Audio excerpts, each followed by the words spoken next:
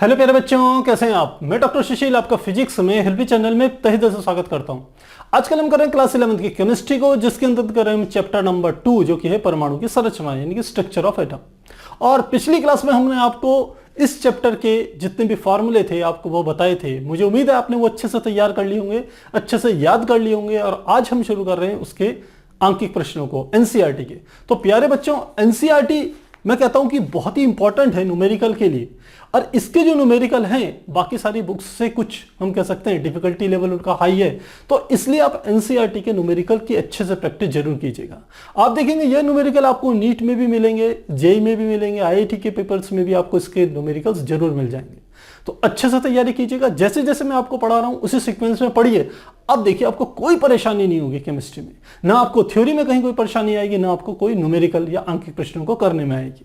तो शुरू करते हैं चैप्टर नंबर 2 के क्वेश्चंस को।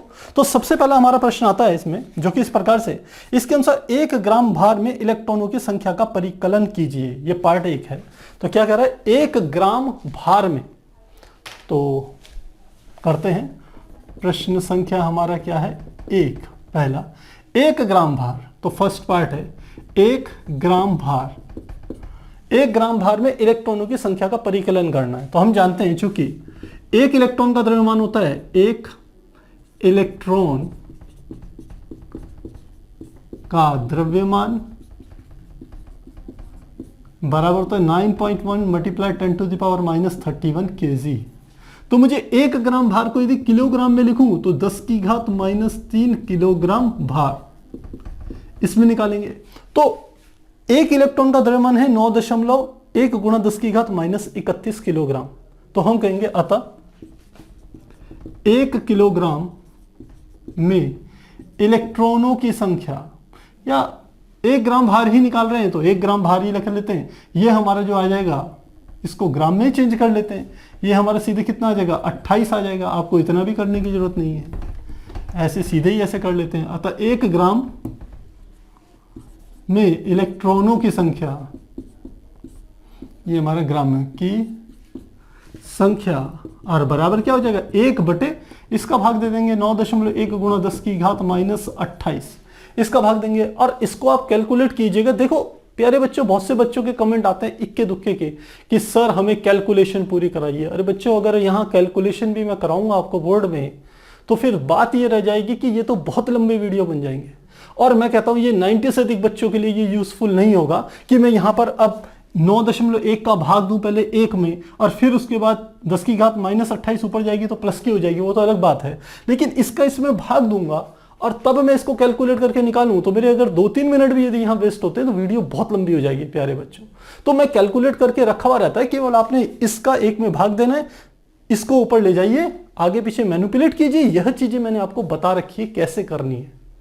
यदि आप दशमलव को दाईं तरफ से बाईं तरफ लाएंगे तो घात धनात्मक होगी, और यदि दाहिनी तरफ ले जाओगे, इस दिशा में ले जाओगे तो घातें क्या होती है, हमारी ऋणात्मक में आ जाती है। तो बस इन 2 बातों को आपको ध्यान रखना है, तो आप आसानी से इन्हें हल कर पाएंगे। हमने इसको कैलकुलेट करके मान रखा है, ये आता है 1.98 गुणा 10⁻27। तो इलेक्ट्रॉनों की संख्या कितनी होगी, 1.98 गुणा 10⁻27। ये तो हमारा था इसका फर्स्ट पार्ट। अब सेकंड पार्ट भी देख लेते हैं। सेकंड पार्ट में ये हमारे को कह रहा है कि 1 मोल इलेक्ट्रॉन के द्रव्यमान और आवेश का परिकलन कीजिए। 1 मोल इलेक्ट्रॉन के द्रव्यमान तथा आवेश। तो सबसे पहले 1 मोल इलेक्ट्रॉन, 1 मोल इलेक्ट्रॉन की कितनी संख्या होती है, हम जानते हैं 6.022 गुणा 10⁻23। 1 मोल इलेक्ट्रॉन मतलब इतनी इलेक्ट्रॉनों की संख्या। अब इसका हमें क्या निकालना है, एक तो हमें इसका कैलकुलेट करना है, जैसे इन्होंने कहा द्रव्यमान और आवेश।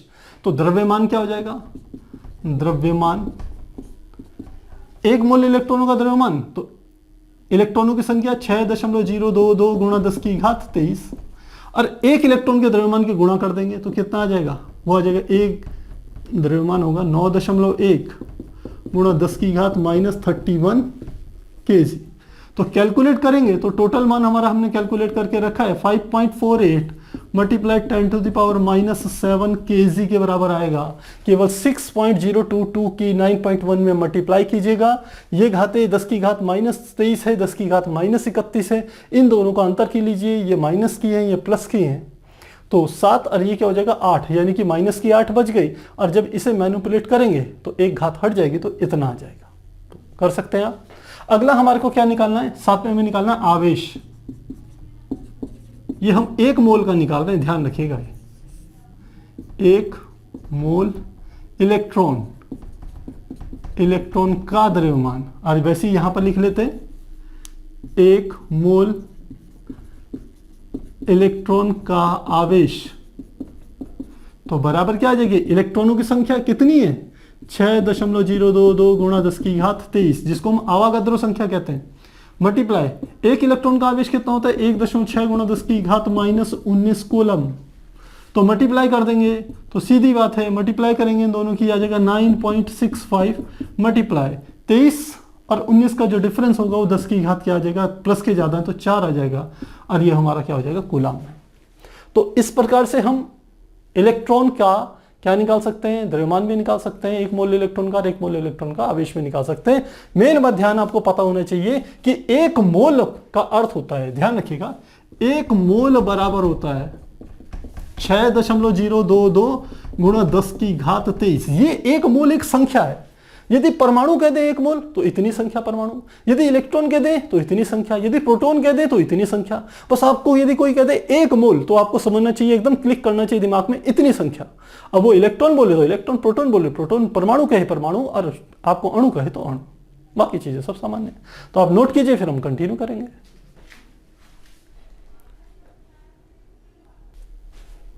अब हमारा अगला क्वेश्चन है क्वेश्चन नंबर 2, जो कि इस प्रकार से है। इसके अनुसार इसके 3 पार्ट है। मीथेन के 1 मोल में उपस्थित इलेक्ट्रॉनों की संख्या का परिकलन कीजिए। तो प्रश्न संख्या है 2.2। फर्स्ट पार्ट है, कहते हैं मीथेन के 1 मोल में उपस्थित इलेक्ट्रॉनों की संख्या का परिकलन। मीथेन का सूत्र हम जानते हैं, ये होता है CH4। तो इलेक्ट्रॉन कितने होंगे इसमें हम जानते हैं, इलेक्ट्रॉन की संख्या, इलेक्ट्रॉन की संख्या ज्ञात करें। तो कार्बन का परमाणु क्रमांक कितना होता है आप जानते हैं 6 होता है। तो इलेक्ट्रॉन की संख्या कितनी होगी 6 प्लस हाइड्रोजन के कितने हैं यहाँ पर 4 हैं। तो आप समझ सकते हैं 1 हाइड्रोजन में 1 इलेक्ट्रॉन, तो 4 हाइड्रोजन में कितने होंगे 4 इलेक्ट्रॉन, 6 और 4 10। तो टोटल कितने हैं यहाँ पर आ गया 10। तो इलेक्ट्रॉनों की संख्या कितनी होगी 10। अब क्या कह रहा है ये, मीथेन के 1 मोल में उपस्थित इलेक्ट्रॉनों की संख्या का परिकलन कीजिए। ये मीथेन के 1 मोल है। तो लिखते हैं मीथेन के यानी कि CH4 के 1 मोल किसके बराबर होगा 6.022 गुणा 10 की घात 23।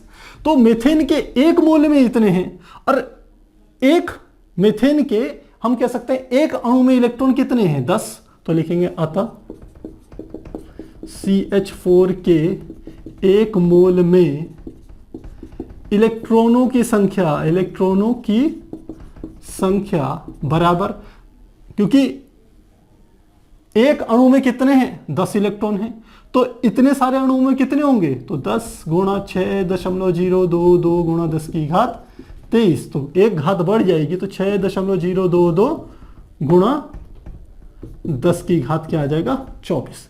इतनी होगी इलेक्ट्रॉनों की संख्या, पहली बात। सेकंड पार्ट में क्या कह रहा है, 7 मिलीग्राम कार्बन 14 में न्यूट्रॉनों की कुल संख्या तथा कुल द्रव्यमान ज्ञात कीजिए। तो क्या कहा इसने, सेकंड पार्ट में है 7 मिलीग्राम कार्बन 14 में न्यूट्रॉन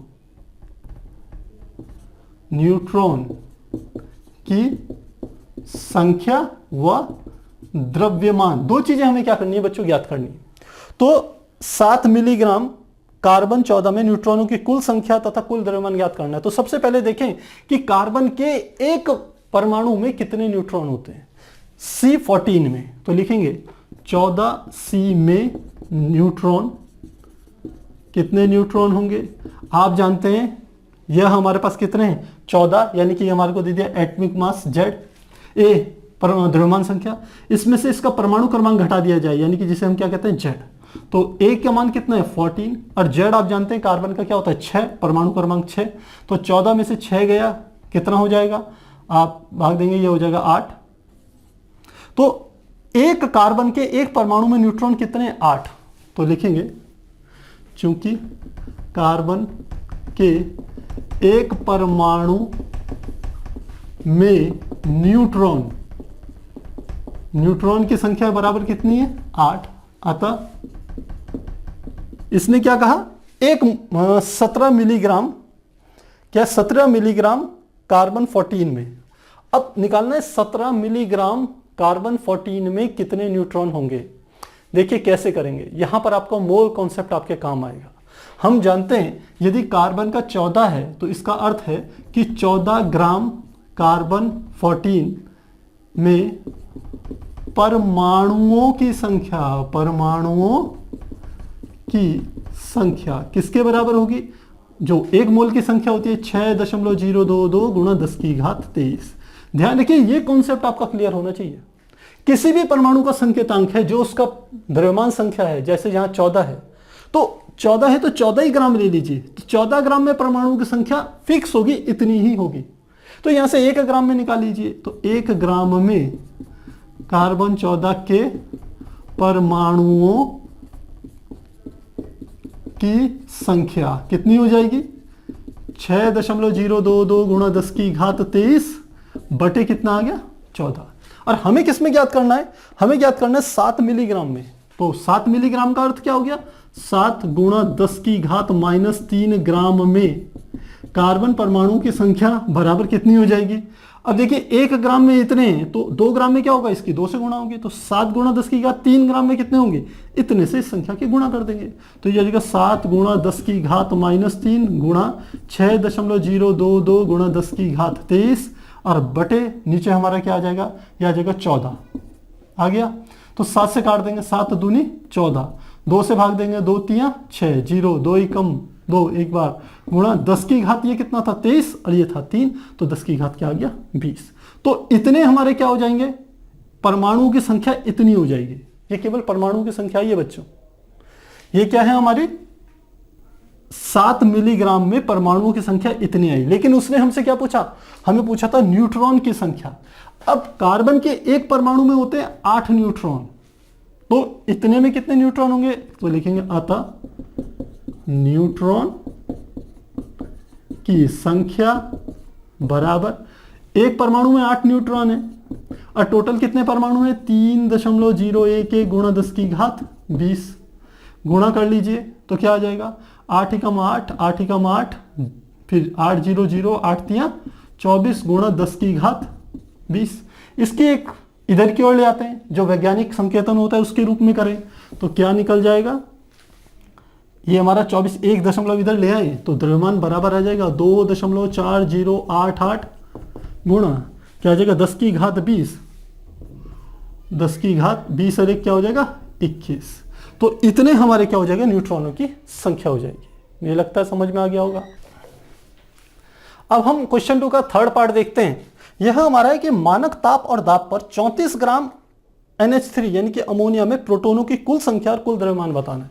तो कितना बताया इसने, STP पर 34 मिलीग्राम अमोनिया, तो STP पर 34 ग्राम अमोनिया में क्या चीजें ज्ञात करनी है, अब की बार प्रोटोनों की क्या चीज ज्ञात करनी है। फर्स्ट हमें पूछा है कुल संख्या कुल द्रव्यमान, कुल संख्या, और सेकंड हमें पूछा है कुल द्रव्यमान। तो कैसे ज्ञात करेंगे, बिल्कुल पिछले वाले प्रश्न की तरह बात करेंगे जैसे हमने सेकंड पार्ट करा था इसका।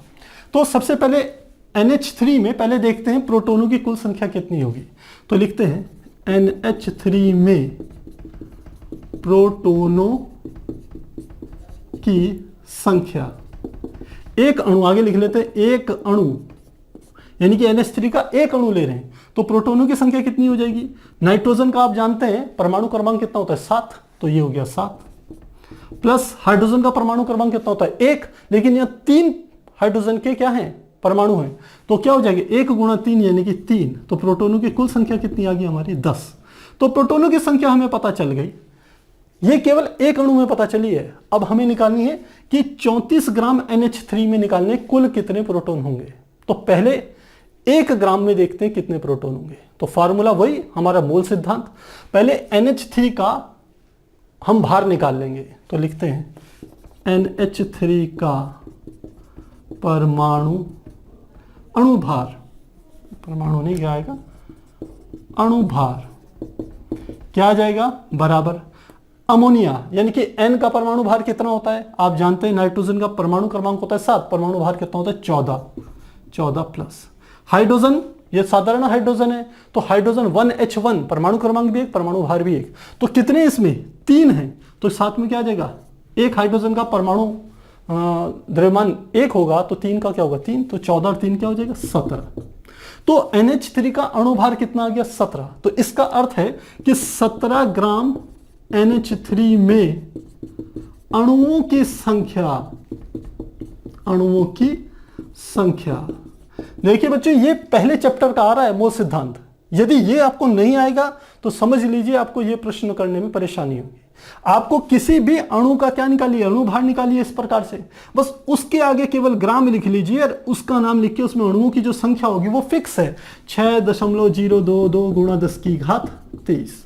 तो 17 ग्राम NH3 में अणुओं की संख्या इतनी है और हमें कितने में निकालनी है 34 ग्राम। तो पहले इसका 1 ग्राम निकाल लेते हैं। 1 ग्राम NH3 में अणुओं की संख्या बराबर क्या हो जाएगी 6.022 गुणा 10 की घात 23 और इसमें किसका भाग दे देंगे हम 17 का भाग दे दिया। पर हमें कितने में निकालना है, हमें 34 ग्राम में निकालना है। तो लिखेंगे आता 34 ग्राम NH3 में अणुओं की संख्या इसे निकालनी है हमारे को। और कैसे निकालेंगे, देखिए ये हमें 1 ग्राम में तो पता है, तो 34 ग्राम में ये बच्चों 34 ग्राम नहीं है, ये 34 मिलीग्राम है। प्रश्न में ये 34 मिलीग्राम लिखा है, हाँ 34 मिलीग्राम। तो यहां पर ये चेंज कर दीजिएगा, ये 34 मिलीग्राम है। तो 34 मिलीग्राम NH3 में अणुओं की संख्या कितनी हो जाएगी, तो 1 ग्राम में तो इतने अणु हैं, तो 34 में कितने हो जाएंगे 34 ग्राम। मिलीग्राम का अर्थ हो गया 34 गुणा 10 की घात -3 ग्राम और साथ में 1 ग्राम में अणुओं की संख्या यह है 6.022 गुणा 10 की घात 23 और बटे कितना है 17। तो 17 से इसे काट देंगे, 17 दूनी 34, तो 2 से गुणा कर दीजिए तो यह आ जाएगा 2 दूनी 4, 2 दूनी 4, 2 0 2 2 6 12 गुणा 10 की घात -3, 10 की घात 20, तो 10 की घात क्या 23, तो 10 की घात क्या आ जाएगा 20 धन में।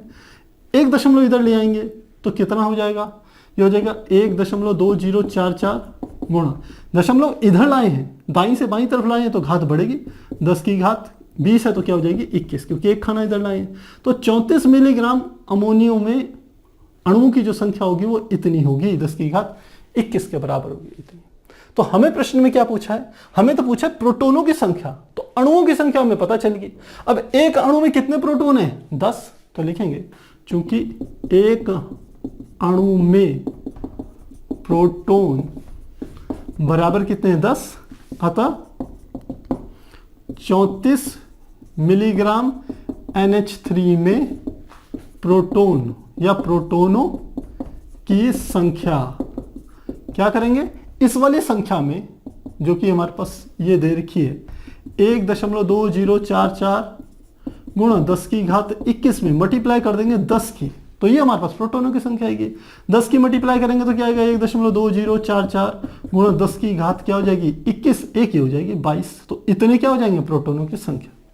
साथ में पूछा है हमारे को प्रोटोनों का कुल द्रव्यमान कितना होगा, तो इस संख्या में एक प्रोटोन के द्रव्यमान की गुणा कर देंगे तो क्या आ जाएगा, तो लिखेंगे अतः 34 मिलीग्राम NH3 में उपस्थित प्रोटोनों का द्रव्यमान, तो 34 मिलीग्राम में कितने प्रोटोन हैं, ये प्रोटोनों की संख्या ये 1.2044 गुणा 10 की घात 22 और हमें क्या करना है द्रव्यमान ज्ञात करना है। तो एक प्रोटोन का द्रव्यमान होता है 1.67 गुणा 10 की घात माइनस 27 किलोग्राम। इन दोनों की आपको गुणा करनी है और गुणा करके जो ही आंसर आएगा वही आपका हो जाएगा। तो यहां पर हम क्या लिख सकते हैं, 2.0145 गुणा 10 की घात -5 किलोग्राम हमने कैलकुलेट करके रखा हुआ है। आप चेक कीजिएगा, यदि यही आंसर आ रहा होगा तो ठीक है, अदरवाइज गुणा करके जो आपका आंसर आएगा वही सही होगा। तो इस प्रकार से हम क्या कर सकते हैं, इस प्रश्न को सॉल्व कर सकते हैं। प्यारे बच्चों ध्यान रखिए, बस यही वाला मेन चीज है, इसमें मेन फैक्टर ये वाला है। अगर आपको ये वाला फार्मूला आता है, ये चीज समझ में आती है, तो आप इसे आसानी से हल कर लेंगे। तो आप इसे नोट कीजिए, फिर हम अगला प्रश्न शुरू करते हैं। एनसीईआरटी का जो अगला प्रश्न है इस प्रश्नावली का, वो 2.3 इस प्रकार से है, निम्नलिखित नाभिकों में उपस्थित न्यूट्रॉनों तथा प्रोटॉनों की संख्या बतानी है। तो किस किस की, न्यूट्रॉन्स की संख्या बतानी और प्रोटॉन्स की संख्या बतानी कितनी होगी। क्या क्या हमें दिया है, 8, 6, C 13। एक हमारे पास क्या क्या है दे दिया, फर्स्ट में 6, C 13। सेकेंड में क्या दिया है, सेकेंड में हमें दिया 8O 16, 8O 16। थर्ड में हमें दिया है 12 Mg 24, थर्ड में दिया है 12 Mg 24। फोर्थ में हमें दिया है 26 Fe 56, 26 Fe 56। और फिफ्थ में हमें दिया है, ये दिया है 38 Sr 88, 38 Sr 88, यानी कि स्ट्रोंशियम दे रखा है हमारे को 38 Sr 88। तो हमें इसमें दो चीजें ज्ञात करनी है। अब देखिए इसको समझिए, हमने आपको पहले बताया था, हमने कहा था यदि कोई हमारे पास एक कोई संकेतांक A है तो इसके दो हम प्रदर्शित करते हैं। मान लेते हैं कोई दूसरा संकेतांक ले रहा हूं, मान लेते हैं x, ये किसी तत्व का संकेतांक है, तो इसके यहां पर होता है z और यहां पर क्या होता है a। ये क्या होता है, द्रव्यमान संख्या, द्रव्यमान संख्या, और ये क्या होती है, परमाणु संख्या, परमाणु संख्या। तो अब आप जानते हैं जो हमें प्रोटॉनों की संख्या जो होती है वो परमाणु संख्या के बराबर होती है, और जो द्रव्यमान संख्या में से परमाणु संख्या को घटा दे तो वो हमारे पास आती है न्यूट्रॉनों की संख्या। ये आपको ध्यान रखना है। क्या फार्मूला है कि परमाणु संख्या, परमाणु संख्या बराबर प्रोटॉनों की संख्या, प्रोटॉनों की संख्या, और बराबर क्या होता है, इलेक्ट्रॉनों की संख्या, और न्यूट्रॉन की संख्या क्या होगी, न्यूट्रॉन की संख्या बराबर क्या होती है, a माइनस जेड। ए यानी कि द्रव्यमान संख्या में से क्या घटा लेना है, परमाणु संख्या। ये यदि आपको चीजें पता है ये, तो आप इनको आसानी से कर सकते हैं। कैसे, सबसे पहले यदि यहाँ 6 हैं तो क्या लिखेंगे, हमें प्रोटॉनों की संख्या निकालनी है, तो प्रोटॉनों की संख्या, प्रोटॉनों की संख्या तो कितनी हो जाएगी, सीधे नीचे 6 है तो 6 हो गई। और न्यूट्रॉन की संख्या क्या हो जाएगी, न्यूट्रॉन की संख्या बराबर 13 में से 6 घटा दीजिए तो 13 माइनस 6 यानी कि कितनी होगी, 7। तो न्यूट्रॉन की संख्या होगी 7, पहला। दूसरे इसमें निकालें तो प्रोटॉनों की संख्या, तो लिखेंगे प्रोटॉनों की संख्या, तो Z का मान कितना है, 8 है, तो यही हो जाएगा। और न्यूट्रॉन की संख्या क्या हो जाएगी, न्यूट्रॉन की संख्या आप जानते हैं ये क्या है, A की वैल्यू है, ये 16 क्या है, A के बराबर है, तो यानी कि द्रव्यमान संख्या, द्रव्यमान संख्या में से इसे घटाएंगे तो क्या आ जाएगा, 16 माइनस 8 यानी कि 8। न्यूट्रॉन की संख्या 8 हो गई। अगला इसमें देखें तो इसमें भी प्रोटॉन की संख्या जो परमाणु संख्या है यानी कि 12, और न्यूट्रॉन की संख्या क्या हो जाएगी, न्यूट्रॉन की संख्या बराबर द्रव्यमान संख्या कितनी है, 24 में से परमाणु संख्या 12 घटा दीजिए, 24 माइनस 12 यानी कि 12। ये न्यूट्रॉन की संख्या। Fe में देख लें तो प्रोटॉन की संख्या, प्रोटॉन की संख्या बराबर ये 26 है तो 26 ही हो जाएगी, और न्यूट्रॉन की संख्या क्या हो जाएगी, द्रव्यमान संख्या कितनी दी है, 56, 56 में से 26 घटा देंगे तो क्या आ जाएगा, 56 माइनस 26 यानी कि 30। अगला देखें स्ट्रोंशियम में चलें तो इसमें भी प्रोटॉन की संख्या द्रव्यमान संख्या के बराबर होगी यानी कि 38, और न्यूट्रॉन की संख्या क्या हो जाएगी, द्रव्यमान संख्या कितनी है, 88 में से 38 घटा दीजिए 88 माइनस 38 यानी कि कितने हो जाएगा 50। तो इस प्रकार से हम क्या कर सकते हैं, प्रोटॉनों की और न्यूट्रॉनों की संख्या को ज्ञात कर सकते हैं। नोट कीजिए, फिर आगे कंटिन्यू करेंगे। नेक्स्ट क्वेश्चन है क्वेश्चन नंबर 2.4, जो कि इस प्रकार से है। इसके अनुसार नीचे दिए गए परमाणु द्रव्यमान और परमाणु संख्या Z वाले परमाणुओं का पूर्ण प्रतीक लिखिए, यानी कि आपको पूरा संकेत लिखना है। पहला क्या दिया है, Z बराबर 17, A बराबर 35। तो फर्स्ट है Z बराबर 17 और A बराबर क्या है 35। सेकंड में क्या दिया है, Z बराबर 92, A बराबर 233। Z बराबर 92 और A बराबर होता है 233। थर्ड में देखें, Z बराबर 4, A बराबर 9। Z बराबर 4, A बराबर 9। बस हमें 3 ही दिए हैं, काफ़ी आसान है। यदि आपको परमाणु क्रमांक ध्यान हो तो आप आसानी से निकाल सकते हैं। सबसे पहले यहाँ से शुरू करते हैं। आपको मैंने 1 से लेके 20 तक के बताए थे परमाणु क्रमांक सीक्वेंस में। हाइड्रोजन का 1, हीलियम का 2, लिथियम का 3, बेरिलियम का 4। तो परमाणु क्रमांक 4 किसका होता है, बेरिलियम का, यानी कि Be का। तो परमाणु क्रमांक कितना है 4 और द्रव्यमान संख्या कितनी है 9। तो अब इसमें देखते हैं पहले हम Z बराबर 17 कितना होता है। तो अब जानते हैं जो क्लोरीन होता है उसका परमाणु क्रमांक क्या होता है 17, ऑर्गन का कितना होता है 18, पोटेशियम का होता है 19, कैल्शियम का 20। तो ये किसका है, क्लोरीन का है, काफी फेमस है। तो ये आ जाएगा Cl, तो यहां आ जाएगा 17 और इसका एक्चुअल में 35.5 होता है, लेकिन आपको प्रश्न में 35 दिया है तो हम 35 लिखेंगे। तीसरा हमारा आ गया ये। अब इतना हो सकता है आपने याद नहीं करा होगा, लेकिन ये एक फेमस नंबर है परमाणु क्रमांक। आपने नाभिकीय अभिक्रियाओं के बारे में पढ़ा होगा, पहले की कक्षाओं में भी पढ़ा होगा नाभिकीय अभिक्रियाएं, जिसमें नाभिकीय विखंडन की अभिक्रिया पढ़ी होगी। नाभिकीय विखंडन की अभिक्रिया में जो मुख्य हमारा ईंधन होता है वो हमारा होता है यूरेनियम, और उसका जो परमाणु क्रमांक होता है 92, 92। तो इसका संकेतांक 92 ही है, तो ये होगा 92 यूरेनियम का U, और ये होता है 233। तो ये हमारे क्या हो गए, तीनों के संकेतांक होंगे, ये बेरिलियम, ये क्लोरीन और ये हमारा क्या हो गया यूरेनियम हो गया। तो इस प्रकार से इसे हल करेंगे। हमारा नेक्स्ट क्वेश्चन है क्वेश्चन नंबर 2.5, जो कि इस प्रकार से है। तो प्रश्न है हमारा, प्रश्न संख्या है 2.5। क्या कहते हैं 2.5 में, सोडियम लैंप द्वारा उत्सर्जित पीले प्रकाश की तरंगदैर्घ्य लैम्डा 580 नैनोमीटर है। इसकी आवृत्ति और तरंग संख्या न्यू बार का परिकलन कीजिए। तो तरंगदैर्घ्य दे दी 580 नैनोमीटर, यानी कि हमें लैम्डा की वैल्यू दे दी 580 नैनोमीटर, यानी कि 580 गुणा 10 की घात -9 मीटर। हमें क्या ज्ञात करना है, एक इसकी आवृत्ति को ज्ञात करना है और दूसरे हमें ज्ञात करनी है इसकी तरंग संख्या। यही दो चीजें इन्होंने पूछी हुई है, आवृत्ति और तरंग संख्या। तरंग संख्या को न्यू बार से रिप्रेजेंट करते हैं बच्चों। तो किस प्रकार से करेंगे, हमें लैम्डा का मान दिया है, हमें आवृत्ति ज्ञात करनी है। तो हम सूत्र जानते हैं इसके लिए, क्योंकि C बराबर क्या होता है न्यू इंटू लैम्डा। तो हमें न्यू निकालना है, तो यहां से निकाल लेंगे, न्यू इज इक्वल टू हो जाएगा C upon lambda. Value put कर लीजिए, क्योंकि C का मान आप जानते हैं 3 गुणा 10 की घात 8 मीटर प्रति सेकंड होता है, और लैम्डा का मान दिया है 580 गुणा 10 की घात -9।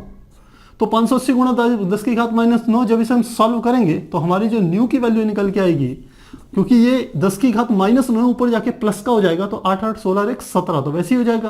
और इसको जब हम सॉल्व करेंगे तो ये आएगा 5.17 गुणा 10 की घात 14 प्रति सेकेंड, या आप कह सकते हैं या हर्ट्ज भी लिख सकते हैं आप। तो ये हमारी क्या हो जाएगी, इतनी आवृत्ति आ जाएगी। अब ये जो कैलकुलेशन है ये खुद से करके देखिए, यदि कहीं पर आपके कोई डिफरेंस आता है तो जो आपका आंसर होगा वही सही होगा। बस फॉर्मूला ध्यान रखना आपने करना कैसे। नेक्स्ट देखते हैं, हमें न्यू बार यानी कि तरंग संख्या ज्ञात करनी है, और हम जानते हैं चूंकि तरंग संख्या होती है न्यू बार बराबर होता है 1 अपॉन लैम्डा के। तो ये हो जाएगा 1 बटे, और लैम्डा का मान कितना दिया है 580 गुणा 10 की घात -9।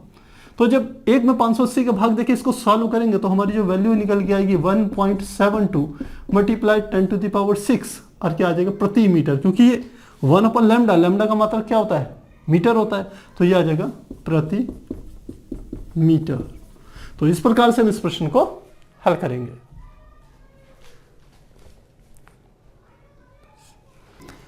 हमारा नेक्स्ट क्वेश्चन है क्वेश्चन नंबर 2.6, जो कि इस प्रकार से है। इसके अनुसार प्रत्येक ऐसे फोटोन की ऊर्जा ज्ञात कीजिए। फर्स्ट, इसके दो पार्ट है 2.6 के। फर्स्ट में है जो 3 गुणा 10 की घात 15 हर्ट्ज आवृत्ति वाले प्रकाश के संगत हो, और दूसरा जिसकी तरंगदैर्घ्य 0.50 एंगस्ट्रॉम हो। तो दोनों के हमें मान निकालने हैं कि फोटोन की ऊर्जा ज्ञात करनी है। तो हमारा 2.6 है प्रश्न। फर्स्ट पार्ट में इन्होंने दे दिया है कि इसकी दे दी हमारे को आवृत्ति, दे दी 3 गुणा 10 की घात 15 हर्ट्ज। आवृत्ति यानी कि न्यू 3 गुणा 10 की घात 15 हर्ट्ज। और सेकेंड पार्ट में हमारे को दे दिया है, इसमें हमें तरंगदैर्घ्य दे रखी है 0.50, lambda is equal to 0.50 angstrom दे दी। और दोनों स्थितियों में क्या ज्ञात करनी है, फोटोन की ऊर्जा को ज्ञात करना है। तो किस प्रकार से ज्ञात करेंगे, सीधे फार्मूला आप जानते हैं।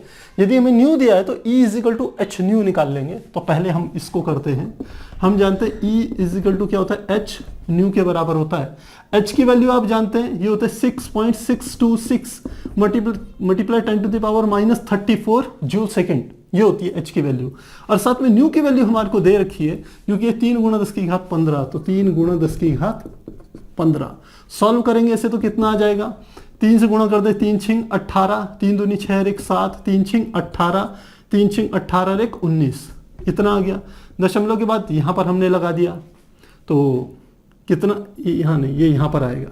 3 अंकों के बाद दशमलव ये आ गया, गुणा कितना आ गया 10 की घात -34, और ये क्या है +15। तो कितना हो जाएगा, इसको यदि एक स्थान इधर ले आऊं, क्योंकि हम जानते हैं वैज्ञानिक संकेतन में पहला जो हमारा अंक होता है वो 1 से लेकर के 9.99 के बीच में होता है। तो 1 दशमलव इधर लाएंगे तो 1.9878, और इसके लिए लिख लें गुणा 10 की घात 1 मल्टीप्लाई, ये कितना आ जाएगा 10 की घात -34 और 15, तो ये हो गया 10 की घात -19 हो जाएगा। तो ये आ गया 1.9878 गुणा 10 की घात -19 और +1, तो क्या हो गया 10 की घात -18। और इसको आप राउंड ऑफ करना चाहो तो आप लिख सकते हैं 1.9, और दशमलव के 2 स्थानों पर चाहोगे तो 99, और क्या आ जाएगा साथ में गुणा 10 की घात -18। और क्या निकाल रहे हैं हम, ऊर्जा निकाल रहे हैं, इसलिए इसका मात्रक क्या होगा, जूल होगा। पहला तो हम ये सॉल्व करेंगे, इस प्रकार से करेंगे। और दूसरा पार्ट हम करते हैं, दूसरे पार्ट को हम कर रहे हैं सेकंड पार्ट। सेकंड पार्ट में क्या है, हमें लैम्डा की वैल्यू दी है, तो क्या आ जाएगा, हम जानते हैं E इज इक्वल टू होता है एच न्यू तो होता है, लेकिन इसको लैम्डा के पदों में व्यक्त करें तो H into c upon lambda होता है। ये कैसे निकल के आया, चूंकि हम फार्मूला जानते हैं C बराबर होता है न्यू इंटू लैम्डा, तो यहां से न्यू की वैल्यू आप निकालिए तो न्यू बराबर क्या हो जाएगा C अपॉन लैम्डा। तो इस न्यू की जगह यहां पर C अपॉन लैम्डा का मान हमने यहां रख दिया, तो ये आ गया। अब आपको वैल्यूज रखनी है, तो E इज इक्वल टू क्या हो जाएगा, H की वैल्यू कितनी होगी, यहां पर हमने लिखी थी 6.626 गुणा 10 की घात -34 जूल सेकेंड, गुणा C प्रकाश की चाल 3 गुणा 10 की घात 8 बटे लैम्डा, लैम्डा का मान 0.50 एंगस्ट्रॉम, यानी कि 10 की घात -10 आ जाएगी।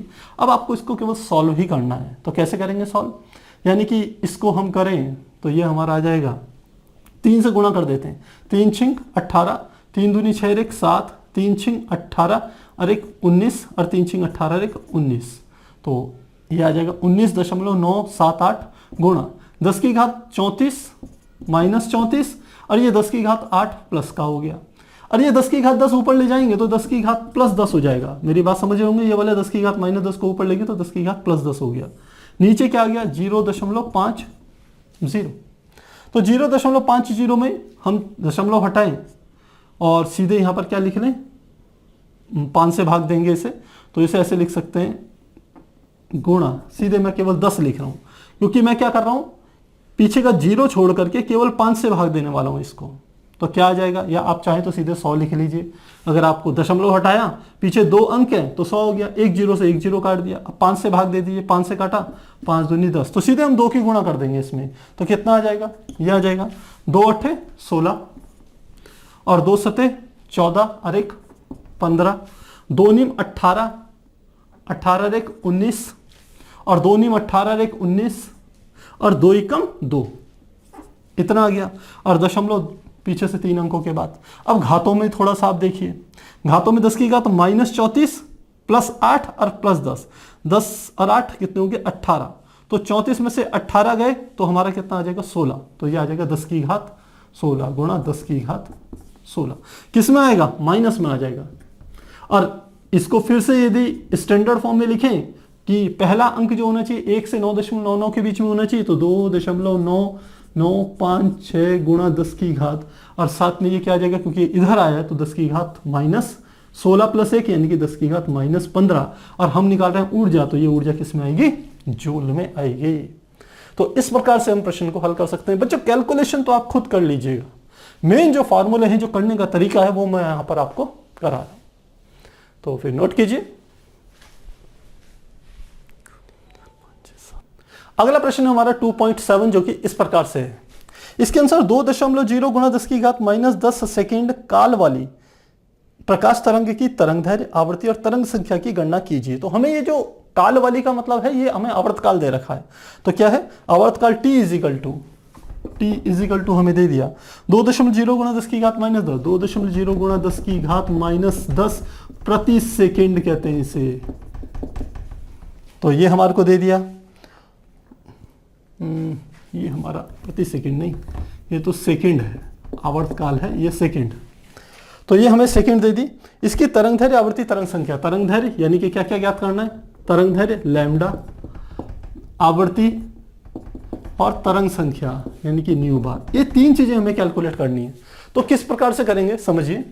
हमें आवर्तकाल दे रखा है, तो सबसे पहले हम चाहें तो लैम्डा की वैल्यू भी निकाल सकते हैं, क्योंकि हम जानते हैं क्योंकि c बराबर किसके होता है? न्यू इंटू लैम्डा के बराबर होता है। तो हमें लैम्डा की वैल्यू निकालनी है, और न्यू की वैल्यू होती है 1/t। ध्यान रखिएगा, न्यू इज इक्वल टू क्या होता है? 1/t के बराबर होता है। तो आप चाहे तो सीधे 1/t वैल्यू रख लीजिए। तो मान हमारा क्या आ जाएगा? देखिए c बराबर न्यू की वैल्यू 1/t इंटू लैम्डा। हमें लैम्डा निकालनी है तो t की यहाँ गुणा हो जाएगी, लैम्डा बराबर c मल्टीप्लाई क्या हो जाएगा? t। तो c का मान हो गया 3 गुणा 10 की घात 8 मीटर प्रति सेकंड, प्रकाश की चाल होती है, गुणा t यानी कि आवर्तकाल। आवर्तकाल का मान है 2.0 गुणा 10 की घात माइनस 10। तो मल्टीप्लाई कर लीजिए, 2 3 6 और 10 की घात 8 है, 10 की घात माइनस 10, तो ये हो जाएगा गुणा 10 की घात माइनस 2। और लैम्डा है तो यानी कि किस में आ जाएगा? मीटर में आ जाएगा। तो पहला मान हमने निकाल दिया। दूसरा न्यू, तो न्यू बराबर क्या होता है? न्यू बराबर क्या होता है? 1/t के, 1/, आवर्तकाल के।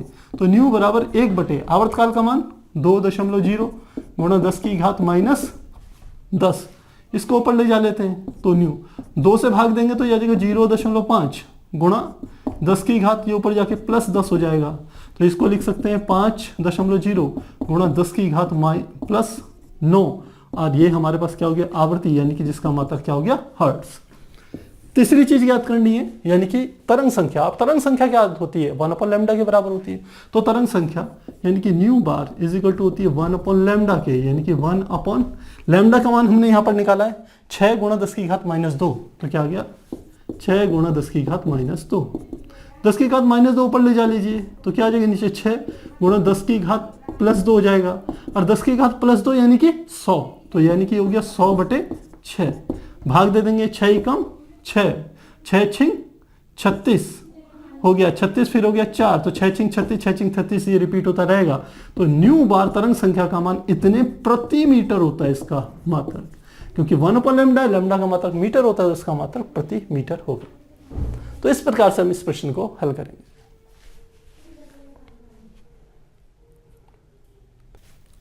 हमारा नेक्स्ट क्वेश्चन है क्वेश्चन नंबर 2.8, जो कि इस प्रकार से है। इसके अनुसार ऐसा प्रकाश जिसके तरंगदैर्घ्य 4000 पिकोमीटर हो और जो 1 जूल ऊर्जा दे के फोटोनों की संख्या बताइए। इसका अर्थ है कोई प्रकाश है, उसकी तरंगदैर्घ्य 4000 पिकोमीटर दे दी, यानी कि लैम्डा की वैल्यू हमें दे दी 4000 पिकोमीटर, यानी कि 4000 गुणा 10 की घात माइनस 12 मीटर दे दी हमें तरंगदैर्घ्य का मान। और 1 जूल में कितने फोटोन उत्सर्जित होंगे, हमें यह ज्ञात करना है। तो किस प्रकार से करेंगे? काफी आसान है। देखिए, सबसे पहले 1 फोटोन की ऊर्जा निकालनी है। तो 1 फोटोन की ऊर्जा कैसे निकालते हैं? हम जानते हैं चूंकि E इज इक्वल टू क्या होता है? एच न्यू, जहां E क्या होती है? 1 फोटोन की ऊर्जा, H प्लांक कांस्टेंट होता है, और E क्या होती है? आवृत्ति होती है। और हमें दिया है लैम्डा तरंग दैर्ध्य। तो हम जानते हैं चूंकि c बराबर किसके होता है, न्यू इंटू लैम्डा के, तो यहां से लैम्डा का मान निकालें, लैम्डा बराबर क्या हो जाएगा, c अपॉन न्यू के बराबर आ जाएगा। तो लैम्डा का ये वाला मान यहां पर रखना है, तो क्या आ जाएगा, E is equal to h into c upon lambda. Sorry, ये हमने थोड़ा सा उल्टा कर दिया, हमें न्यू का मान निकालना है और लैम्डा कहाँ चली जाएगा, इसके नीचे चली जाएगा। तो E is equal to h into nu का मान c अपॉन लैम्डा, ये हमने रख दिया। वैल्यूज पुट करें, h की वैल्यू कितनी होती है, हम जानते हैं h की वैल्यू होती है 6.626 multiply 10 to the power minus 34 joule second. c का मान 3 गुणा 10 की घात 8 मीटर प्रति सेकेंड बटे लैम्डा की वैल्यू ये हमारी होगी 4000 गुणा 10 की घात माइनस 12, 10 की घात माइनस 12 मीटर के बराबर। जब इसे सॉल्व करेंगे तो हमारी जो वैल्यू आएगी, हमने पहले कैलकुलेट करके रखा है 4.97 multiply 10 to the power minus 17 joule के बराबर आएगी। ये एक फोटोन की ऊर्जा होगी। तो आप कैलकुलेट कीजिएगा, आपका जो भी आंसर आएगा वो आप देख लीजिएगा, इससे मैच कर लीजिएगा। अब ये तो एक फोटोन की ऊर्जा है और हमें बताना है कि एक जूल में कितने फोटोन होंगे। तो लिखेंगे एक जूल में फोटोनों की संख्या, टोटल ऊर्जा कितनी होगी, 1 जूल, और एक फोटोन की ऊर्जा कितनी होगी 4.97 गुणा 10 की घात माइनस 17, 4.97 गुणा 10 की घात माइनस 17। जब भाग देंगे, डिवाइड करेंगे, तो जो वैल्यू निकल के आएगी 2.01 मल्टीप्लाई 10 टू द पावर 16, यानी कि 1 जूल ऊर्जा में इतने फोटोन उत्सर्जित होंगे। ये फोटोनों की क्या होगी, संख्या होगी। तो इस प्रकार से हम इसे हल करेंगे।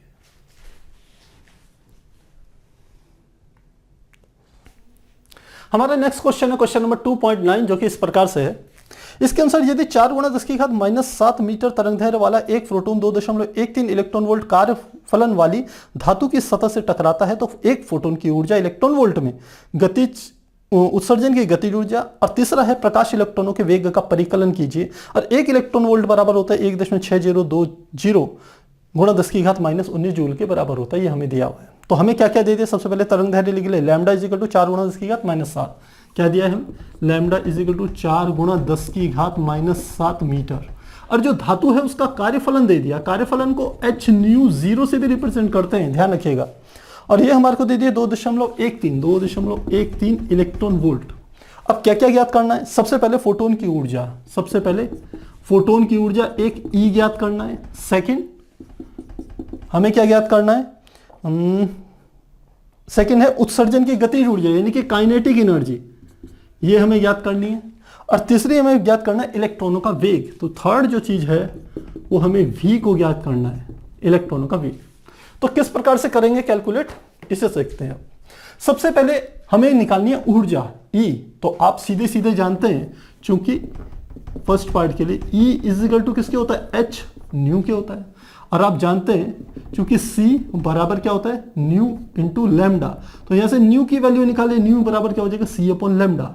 ये वाला मान इस वाली समीकरण में रखें तो क्या आ जाएगा, E बराबर H into c upon lambda.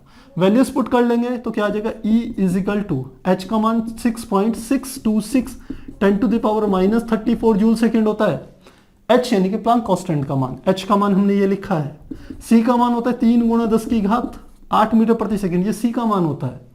इस H का मान ये और इस C का मान ये दोनों के दोनों पहले से हमें पता होता है। और लैम्डा की वैल्यू हमने यहाँ पर पता है प्रश्न में, 4 गुणा 10 की घात माइनस 7, 4 गुणा 10 की घात माइनस 7। तो ये हमारा किस में निकला, ये जो मान निकलेगा बच्चों ये निकलेगा जूल में, ध्यान रखिएगा। लेकिन हमें किस में चाहिए, इलेक्ट्रॉन वोल्ट में। तो इसको इलेक्ट्रॉन वोल्ट में निकालने के लिए 1.6 गुणा 10 की घात माइनस 19 से भाग देना होगा। तो क्या करेंगे, E इज इक्वल टू 6.626 गुणा 10 की घात माइनस 34 गुणा 3 गुणा 10 की घात 8, नीचे है 4 गुणा 10 की घात माइनस 7, और हमें किसका भाग देना है, 1.6 गुणा 10 की घात माइनस 19 का। अब ये जो जूल था ये किस में परिवर्तित हो गया, इलेक्ट्रॉन वोल्ट में, EV में कैलकुलेट हो गया। स्मॉल EV लिख लेते हैं, इलेक्ट्रॉन वोल्ट में। जब इसे आप कैलकुलेट करेंगे तो ये जो वैल्यू निकल के आ जाएगी 3.102 इलेक्ट्रॉन वोल्ट के बराबर आएगी। इसका अर्थ है कि एक फोटोन की जो ऊर्जा होगी वो इसके बराबर होगी। तो पहला आंसर हमारा ये निकल गया। सेकंड, काइनेटिक एनर्जी निकालनी है। तो गतिज ऊर्जा के लिए आप जानते हैं सेकंड पार्ट, हम जानते हैं जो टोटल ऊर्जा होती है ई, वो बराबर होती है हमारी कार्यफलन प्लस गतिज ऊर्जा के बराबर। तो के बराबर क्या होगा, ई माइनस डब्ल्यू। तो ई की वैल्यू हमको दे दी है 3.102, 3.102 और नीचे लिखते हैं 3.102 और कार्यफलन W का मान हमें प्रश्न में दिया है, यह है 2.13। क्या आ गया, 2.13। तो इसको माइनस कर लेंगे तो ये हमारी वैल्यू निकलेगी 0.97 इलेक्ट्रॉन वोल्ट के बराबर आ जाएगी।